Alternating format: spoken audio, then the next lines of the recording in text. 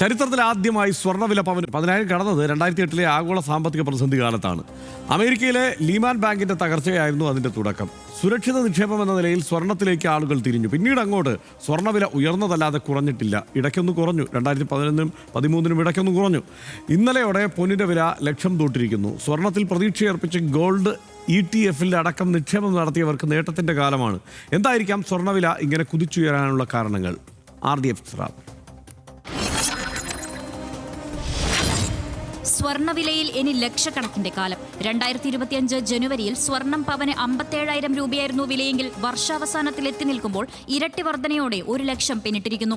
സ്വർണ്ണവിലയിൽ ഇത്ര വലിയ മുന്നേറ്റമുണ്ടായ വർഷം ഇതിനു മുൻപില്ല. കേരളത്തിൽ ഇന്നലെയാണ് സ്വർണ്ണവില ലക്ഷം കടന്നത്. ഇന്നലെ പവൻ വില 1,16,600 രൂപയും ഗ്രാം വില 12,700 ഇന്ന് പവന് 280 രൂപ കൂടി 1,01,880 രൂപയിലെത്തി. 12,735 രൂപയാണ് 1 ഗ്രാം സ്വർണത്തിന്റെ വില. പക്ഷേ ഈ വിലയ്ക്കൊന്നും സ്വർണം വാങ്ങാനാകില്ലെന്നത് മറ്റൊരു കാര്യം. 3% GSTയും 3 മുതൽ 35% വരെ ഈടാക്കപ്പെടാവുന്ന പണിക്കൂലിയും ഹോൾമാർക്ക് ഫീസും എല്ലാം ചേർത്ത് നൽകിയാലേ ഒരു പവൻ കയ്യിലെത്തും. ഈ മാസം തുടക്കത്തിൽ പവന് 95,680 രൂപയായിരുന്നു സ്വർണ്ണവില. വെള്ളിക്ക് ഗ്രാമിന് 10 രൂപയുയർന്ന് 244 രൂപയായി ഇന്നത്തെ വില. അന്താരാഷ്ട്ര വിപണി നിരക്കുകളും ഇറക്കുമതി തീരുവകളുമെല്ലാമാണ് രാജ്യത്ത് സ്വർണ്ണവിലയെ സ്വാധീനിക്കുന്നത്. ഈ വർഷം അവസാനത്തോടെ സ്വർണ്ണവില പവന് ലക്ഷത്തിലേക്ക് എത്തുമെന്ന് നേരത്തെ തന്നെ വിദഗ്ധർ വിലയിരുത്തിയിരുന്നു. RDX rap news Malayalam.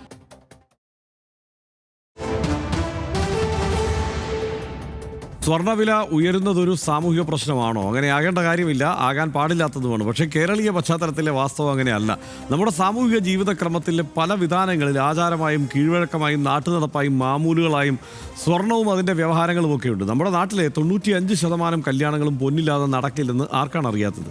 നിശ്ചയവും കല്യാണവും അടുക്കള കാണലും വിരുന്നുവിളിയും നൂലുകെട്ടും പിറന്നാളും എല്ലാം സ്വർണ്ണത്തോട് ചേർത്ത് വെച്ചുകൂടി ആലോചിക്കുന്ന സാധാരണ മനുഷ്യരുടെ ചങ്കിടിപ്പാണ് ആകാശം മുട്ടുന്ന സ്വർണ്ണവിലയ്ക്കൊപ്പം ഉയരുന്നത്. സ്വർണം ഒരു നിത്യോപയോഗ വസ്തു അല്ലെന്നും കല്യാണമടക്കം ചടങ്ങുകൾക്കും ആചാരങ്ങൾക്കും അത്ര അനിവാര്യ ഘടകമല്ലെന്നുമുള്ള അവബോധം സാമൂഹികമായി ഉയർന്നു വരേണ്ടതാണ്. സ്ത്രീ പ്രശ്നങ്ങളുമായും സാമൂഹിക സുരക്ഷയുമായും ഒക്കെ ബന്ധപ്പെട്ട വിശാലമായ വിഷയമാണ് സ്വർണവും അതിൻ്റെ വിലയും.